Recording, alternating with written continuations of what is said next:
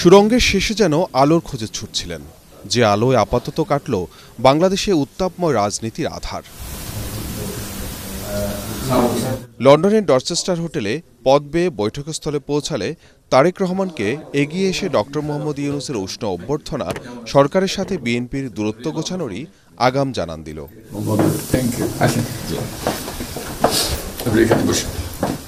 আনুষ্ঠানিকতা ছাপিয়ে অন্তর্বর্তী সরকারের প্রধান ও বিএনপির ভারপ্রাপ্ত চেয়ারম্যানের সালাম ও কুশল বিনিময় ছিল সৌহার্দ্যপূর্ণ পরিবেশ। প্রধান উপদেষ্টাকে বিএনপি চেয়ারপারসন বেগম খালেদা জিয়ার সালাম পৌঁছে দেন তারেক রহমান।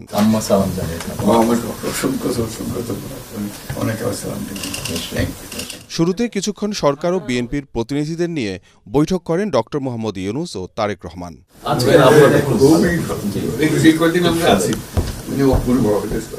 পরে প্রায় ১.৫ ঘণ্টা বৈঠক করেন একান্তে।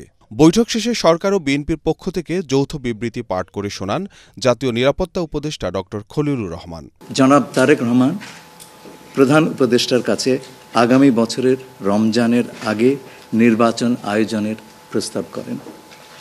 দলের চেয়ারপারসন বেগম খালেদা জিয়াও মনে করেন ওই সময় নির্বাচন অনুষ্ঠিত হলে ভালো হয়। প্রধান উপদেষ্টা বলেন যে তিনি আগামী বছর এপ্রিলের প্রথমার্ধের মধ্যে নির্বাচন অনুষ্ঠানের ঘোষণা দিয়েছেন। সকল প্রস্তুতি সম্পন্ন করা গেলে ২০২৬ সালের রমজান শুরু হওয়ার আগের সপ্তাহেও নির্বাচন আয়োজন করা যেতে পারে।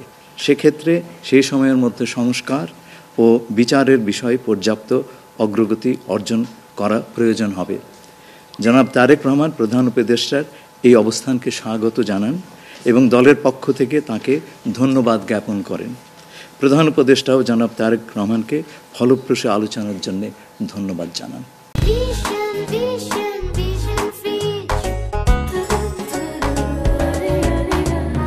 নির্বাচন আয়োজনে এপ্রিলের সময়সীমা থেকে সরকার পিছিয়ে এলো কিনা এমন প্রশ্ন ছিল সাংবাদিকদের। যৌথ বিবৃতিতে এর উত্তর দেওয়া আছে।